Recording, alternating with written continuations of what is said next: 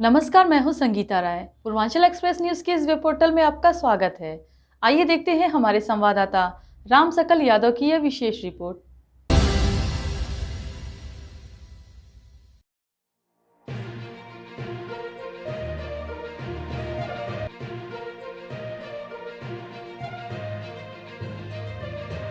Samajwadi party कार्यालय जनपद आजमगढ़ पर विधान परिषद सदस्य चुने जाने पर जनपद के प्रथम आगमन पर विधान परिषद सदस्य शाह आलम गुड्डू जमाली का नेताओं व कार्यकर्ताओं ने माला पहनाकर स्वागत किया। समाजवादी पार्टी के नेताओं ने राष्ट्रीय अध्यक्ष को बधाई दी और लोकसभा लालगंज सपा प्रत्याशी घोषित होने पर दरोगा प्रसाद सरोज का स्वागत करते हुए कहा कि गुड्डू जमाली को एमएलसी चुने जाने पर व दरोगा प्रसाद सरोज को प्रत्याशी बनाए जाने पर पार्टी को मजबूती मिली है। नवनियुक्त प्रदेश सचिव राधेश्याम सैनी का स्वागत किया गया। सपा नेताओं ने कहा कि भाजपा की सरकार से तंग आकर जनता पीडीए की सरकार बनाने जा रही है, जिससे संविधान व लोकतंत्र की रक्षा हो सके। विधान परिषद सदस्य शाह आलम और गुड्डू जमाल ने समाजवादी पार्टी के राष्ट्रीय अध्यक्ष अखिलेश यादव को बधाई दी और उन्होंने कहा कि भारतीय जनता पार्टी की सरकार नफरत का बीज बोकर जनता के हक और अधिकार पर डाका डालने का काम कर रही है। भारतीय जनता पार्टी की सरकार दलित, पिछड़े, महिला, अल्पसंख्यक, मुसलमानों व शोषित, पीड़ितों, वंचितों को घोर विरोधी है। ऐसी सरकार को उखाड़ फेंकने की जरूरत है, जिससे मानव मात्र का कल्याण हो सके और जनता को न्याय मिल सके। उन्होंने कहा कि जिस विश्वास से राष्ट्रीय अध्यक्ष अखिलेश यादव ने मुझ पर जिम्मेदारी दी है, उसे मैं सूद सहित वापस करने का प्रयास करूंगा और पार्टी को आजमगढ़ से ही नहीं बल्कि पूरे पूर्वांचल में मजबूत कर जीत दिलाने का काम करूंगा।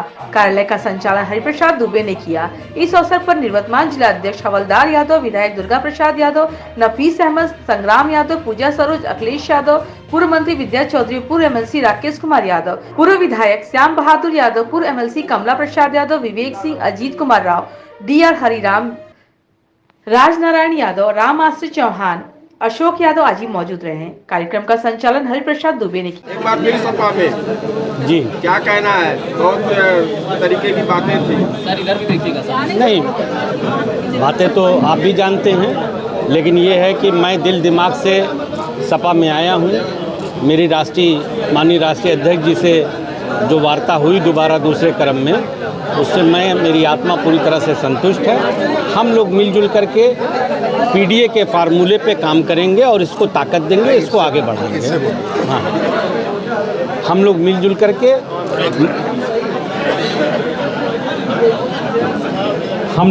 करके माननीय राष्ट्रीय अध्यक्ष की जो एक सोच है, थॉट है पीडीए की, हम लोग उसको ताकत देंगे। जहाँ तक हम लोगों का बस चलेगा उसको मजबूत करेंगे। जमाली साहब, आपके ऊपर जिस तरीके की बातें आ रही हैं कि आप आजमगढ़ ही नहीं, पूर्वांचल ही, पूरे प्रदेश में मुस्लिम चेहरे के रूप में एक बड़े नेता हैं, ये सबसे बड़ी चुनौती आपको इनको कैसे एकजुट कर रहे हैं? देखिए, ये तो मैंने तो कभी कहा नहीं कि मैं बड़ा नेता हूँ। ये तो आप जैसे हमारे कुछ मित्र हैं, चाहे वो अच्छे में या बुरे में कहते रहते। देखो, मैं एक बात कहूँ बहुत ईमानदारी से, मैं किसी तरह की गलतफहमी नहीं पालता कि मैं बड़ा नेता हूँ और ये हूँ, मैं आने से हिमालय पर्वत पलट दूंगा, ऐसा नहीं है। लेकिन हाँ, हम जो भी हैं और हमारी जो भी क्षमता है, पूरी ईमानदारी से हम अपने नेता के साथ खड़े हैं और उनको मजबूत करेंगे। जिस तरीके से बातें आई कि पूर्वांचल ही नहीं आजमगढ़ को जोड़ा गया, लेकिन एक जमाली साहब के बारे में ये कहा जा रहा है कि कभी बसपा का दामन भी पकड़ लिए तो सहजता से, कभी एआईएम का पकड़ लिए और अब तो समाजवादी का भी पकड़ लिए। तो ऐसा क्या आपके अंदर है कि आपको सब लोग लुभा जाते हैं, आप सबको लुभा लेते हैं? नहीं, देखिए, सच जो है उस तो सच ही है। मेरा जन्म तो राजनीतिक बसपा में ही हुआ और मैंने कभी कोई ये भी नहीं कहा कि मैं तो हमेशा कहता हूं कि मैं माननीय बहन जी का एहसानमंद हूं कि उन्होंने मुझे एक राजनीतिक प्लेटफॉर्म दिया और वहां से मेरी शुरुआत हुई। लेकिन देखिए, हम ईमानदारी से बात करने में बिलीव करते हैं, हम बहुत राजनीतिक आदमी भी नहीं हैं। आज मुझे ये वक्त की ज़रूरत लगती है। हमारे जैसे लोग, मैं नेता बाद में हूँ, पहले एक सोशल वर्कर हूँ। आज मेरी ये थॉट है कि आज वक्त की ये ज़रूरत है कि हम सब मिल कर के सेकुलर फोर्सेस को मजबूत करें और इस प्रदेश में विपक्ष के रूप में अगर कोई खड़ा है और लड़ रहा है तो हमारे माननीय राष्ट्रीय अध्यक्ष अखिलेश यादव जी। तो मुझे ये अपना एक नैतिक जिम्मेदारी भी लगती है कि हमारे जैसे लोगों को उनके साथ मजबूती से खड़ा होना चाहिए, उनको ताकत देना चाहिए। 2024 को लेकर जिस प्रकार से माहौल चल रहा है, आजमगढ़ में प्रधानमंत्री जी की रैली भी होगी। देखिए, ऐसा है, यहाँ मैं उन सब बातों पे बात नहीं करना चाहता। मैं उस दल को छोड़ के आया हूँ, तो तो उसकी एक गरिमा भी है। मैं अपने पुराने आज मैं सपाई की हैसियत से यहाँ बात कर रहा हूँ। मैंने दिल दिमाग से सपा में को ज्वाइन कर लिया, इसलिए मुझसे जो बात करना हो सपा से रिलेटेड मौजूदा सिचुएशन के बारे में, आज की राजनीति के बारे में आप बात कर लिए, पुराने दल के बारे में प्लीज़ मुझसे बात ना करें। Yes of course. नहीं है, क्यों नहीं, सारे लोग हैं, जो भी समाज के अच्छी सोच समझ के लोग हैं वो सब हैं। हमारे यहाँ क्षत्रिय भाई भी है, ब्राह्मण भाई भी है, सारे लोग हैं। लेकिन ये ज़रूर है कि जो समाज का कमज़ोर तबका है, जो कहीं न कहीं जातिगत आधार पे या आर्थिक आधार पे, इन आधारों पे जिसका तुष्टीकरण या जिनको जुल्म जातियों का शिकार है, उसके लिए एक फोरम बना के सभी लोग लड़ेंगे। उसमें हमारा क्षत्रिय भाई सबसे पहले लड़ेगा, ब्राह्मण सबसे पहले लड़ेगा। ऐसा थोड़ी है कि हम और आप सिर्फ लड़ेंगे, और लड़ रहे हैं। की रैली को कितना सही मान रहे हैं?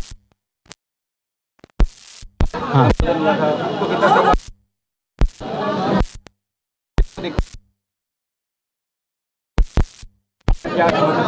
नहीं, माननीय प्रधानमंत्री हैं, वो देश के जहाँ चाहे रैली करें, उसमें हम कौन होते हैं उनको टीका टिप्पणी करने वाले। कहीं ना कहीं यादवगढ़ तो भैया देखो, ये लोकतांत्रिक डेमोक्रेसी की व्यवस्था है। यहाँ जो चाहे जहाँ जाके रैली करे। कल हमारे ही राष्ट्रीय अध्यक्ष गुजरात में जाके रैली करना चाहेंगे तो उनको तो कोई रोकेगा नहीं। ये तो डेमोक्रेटिक सिस्टम है, जो जहाँ चाहे करे। लोकसभा का चुनाव है और समाजवादी पार्टी लोकतंत्र है, संविधान है, क्या मुद्दे हैं? यही तो मेन मुद्दे हैं। ये क्यों आप कह रहे हैं कि ये क्या मुद्दे हैं? यही तो मेन मुद्दे हैं और इसी बात की जंग है। चलिए जमाली साहब, लास्ट में होगा कि 24 को लेके जिस तरीके का समीकरण बनाया जा रहा है, उस पर आपकी क्या रणनीति है, या आप अपने तरफ से क्या कहना चाहेंगे? कुछ हम बहुत अंदर की होंगी, कुछ बाहर की होंगी? नहीं, मैं बहुत प्लेनली आपको एक सवाल, आपके सवाल का जवाब दे दूँ। देखो, आजमगढ़ में तो कोई लड़ाई रहेगी नहीं, बात कोई कुछ भी करे। आजमगढ़ की दोनों सीटें समाजवादी पार्टी जीतेगी। आज ये दिन, ये मेरी बात नोट कर लीजिएगा आप, और अच्छे बड़े मार्जिन से जीतेगी। और सिर्फ हम समाजवादी पार्टी आजमगढ़ की बात नहीं करते, बल्कि पूरे प्रदेश में आप देखिएगा एक क्रांति आएगी। लोग सही असेसमेंट ज़मीन पे नहीं कर रहे हैं। ये जो फ्रंट बना है, ये बड़े पैमाने पे बड़ी लंबी सीटें जीत करके आएगा। मैं ये नहीं कहता, अब जैसे हमारे दूसरे भाई कहते हैं कि हम 80 में 80 जीत लेंगे, तो मैं इस तरह का दावा नहीं करता। लेकिन ये मैं ज़रूर कह रहा हूँ कि ऐसे नतीजे आएंगे जिसकी हम आप शायद उम्मीद नहीं कर पा रहे हैं। चलिए, तीसरी लिस्ट भी कल जारी हुई, लेकिन आजमगढ़ से खुलासा नहीं हुआ, क्या कहेंगे? आजमगढ़ सांसद दिनेश लाल यादव निर्मला की बयान आ रहे हैं, वो चैलेंज करें अखिलेश यादव को। देखो, दिनेश भाई हमारे माननीय सांसद हैं। मैं किसी भी दल में रहूं, मैं जनप्रतिनिधियों का, वैसे भी लोगों का सम्मान करता हूं। लेकिन मुझे अफसोस के साथ कहना पड़ा। देखो, चैलेंज करने को अब कोई किसी को बोले, भाई हम बोलने पे किसी के लोग रोक तो नहीं लगा सकते, लेकिन मुझे दुख के साथ कहना पड़ रहा है कि ये सीट वो जीत नहीं पाएंगे। आई एम सॉरी टू से, मगर यही सच्चाई है। आजमगढ़ का खुलासा नहीं हो रहा है, किसको ला रहे हैं? नहीं, अब ये तो माननीय राष्ट्रीय अध्यक्ष जी फैसला करेंगे। तो आपकी तो बातचीत हुई है? नहीं, अब देखिए, अब हम जो चीज़ नेतृत्व का है उसमें हम लोग ना बात करें तो अच्छा है। ठीक साहब, शुक्रिया। ठीक।